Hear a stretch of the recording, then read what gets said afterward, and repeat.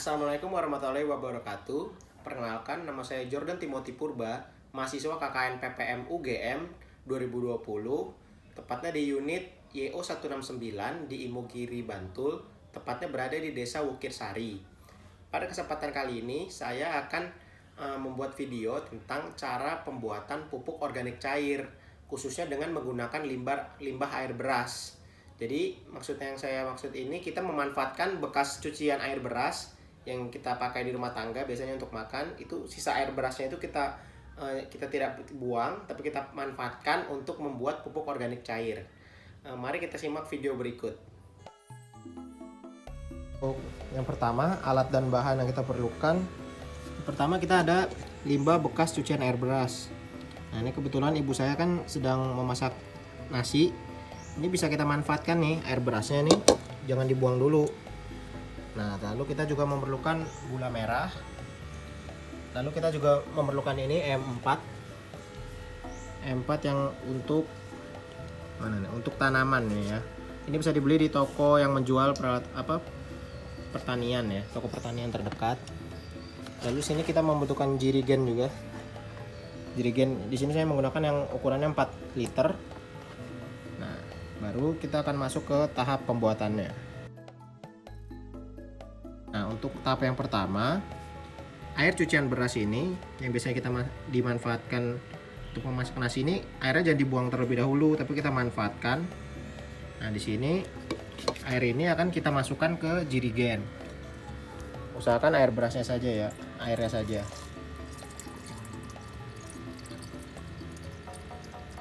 Nah, di sini saya menggunakan jirigen yang berukuran 4 liter. Nah, jadi kebetulan ini sudah air beras yang ini sudah terkumpul nih selama 4 hari. Jadi setiap saya mau makan pada pagi hari atau sore hari, itu air berasnya saya kumpulkan di sini nih. Makanya sudah terkumpul segini nih selama 4 hari. Nah, lalu kita tutup. Kita siapkan gula merah. Nah, di sini saya menggunakan timbangan ya. Di sini saya menggunakan 200 gram gula merah. Nah, nanti gula merah ini akan kita cairkan atau kita encerkan dengan menggunakan air panas. Ini kenapa saya menggunakan gula merah? Karena mikroorganisme pengurai yang berasal dari M4 ini, itu kan nanti dia memerlukan energi ya atau nutrisi dari makanan berupa glukosa atau gula yang sumbernya didapatkan dari gula merah ini. Nah, jadi mikroorganisme pengurai ini nanti akan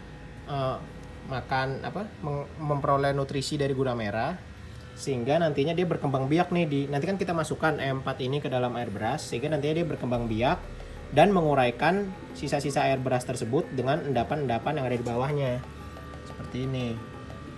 Nah, sebenarnya bisa juga menggunakan gula pasir.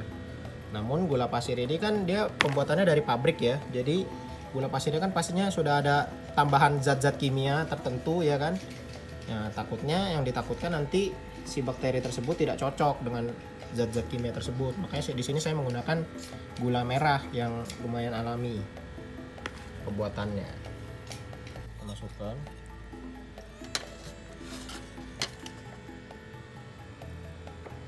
Nanti dia akan mencair gula merahnya. Nah, lalu kita diamkan ya sampai dingin. Nah, nanti setelah ini gula merah sudah mencair, nah kita tunggu dulu sampai dingin, baru kita masukkan ke limbah air beras tersebut.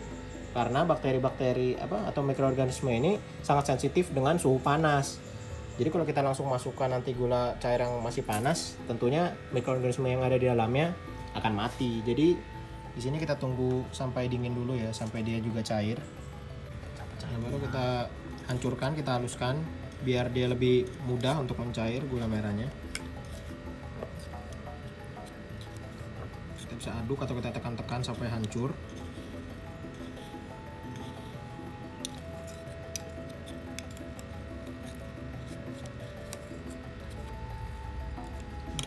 Kita pastikan sampai nanti gula merah yang ada di dalam ini sudah tidak ada ya, artinya sudah encer semua, udah cair semua. Kita haluskan. pastikan tidak ada endapan gula merah lagi nanti di gelasnya.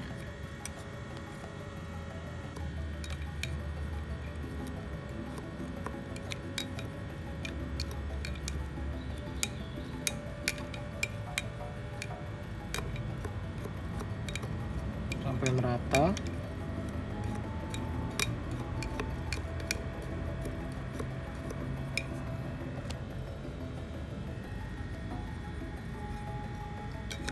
Kipas ini Neng.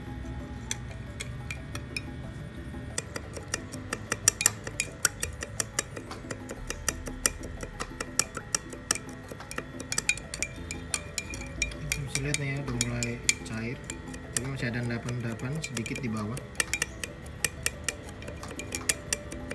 Jadi kita pastikan semuanya larut ya, agar bisa menjadi nutrisi bagi si mikroorganisme. Karena kalau masih dalam bentuk gula padat seperti itu kan tidak bisa, apalagi mikroorganisme kan ukurannya juga sangat kecil.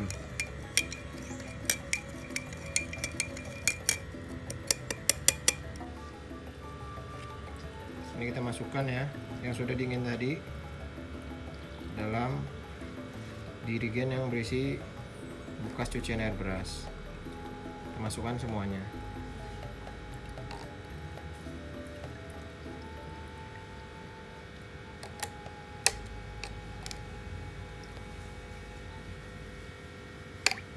Udah. Kita siapkan E4 ini yang berisi mikroorganisme pengurai. Nah, kita siapkan satu tutup botol saja ya. Satu tutup botol, atau kira-kira ya kalau takarannya ya 15 ml lah, seperti tutup botol biasanya obat yang kita pakai. Nah, segini kita cukup satu saja kita masukkan ke dalam dirigennya. Nah, jadinya bakteri pengurai yang kita masukkan nanti sumber makanannya berasal dari gula merah yang sudah kita masukkan. Nah, sini baru kita tutup. Nah, lalu kita aduk dulu ya supaya merata semua. Jadi mikroorganisme pengurai dari E4 dan sumber makanan dari ininya tadi, gula merahnya, jadinya merata.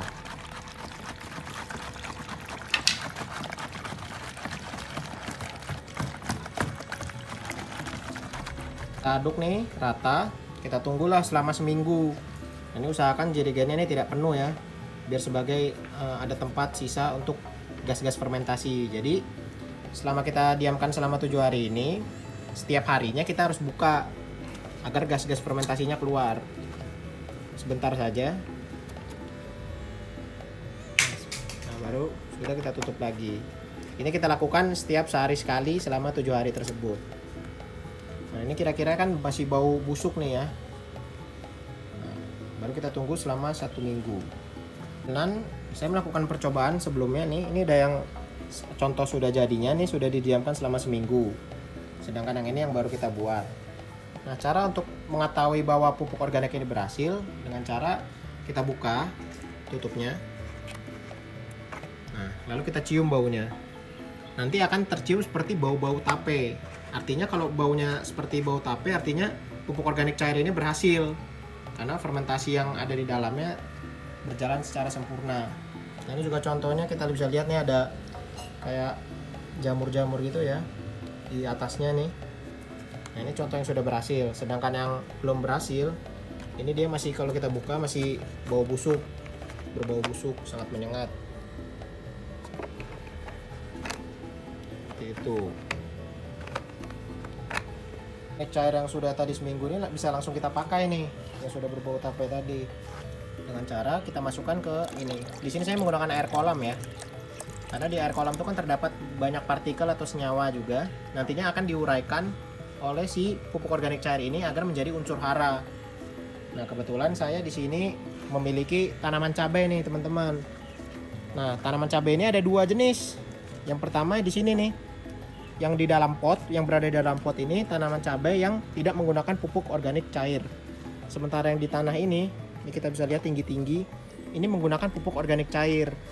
Nah, untuk umurnya ini sama ya, yang tidak menggunakan nama yang ini sama, umurnya 3 minggu. Tapi terlihat kan perbedaannya, bahwa pupuk organik cair ini sangat membantu bagi tanaman-tanaman. Nah, ini pupuk organik cair yang sudah kita campur dengan air kolam ini, kita siramkan saja.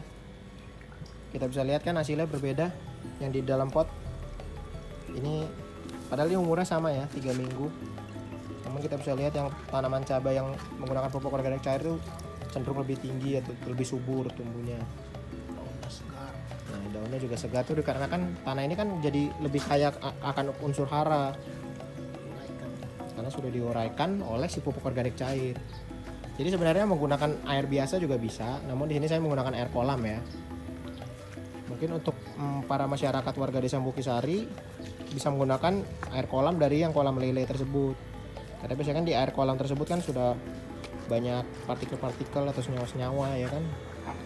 Baik itu bekas pakan makanan atau bekas kotoran ikan dan lain-lain. Udah.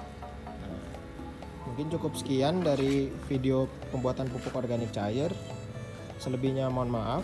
Wassalamualaikum warahmatullahi wabarakatuh.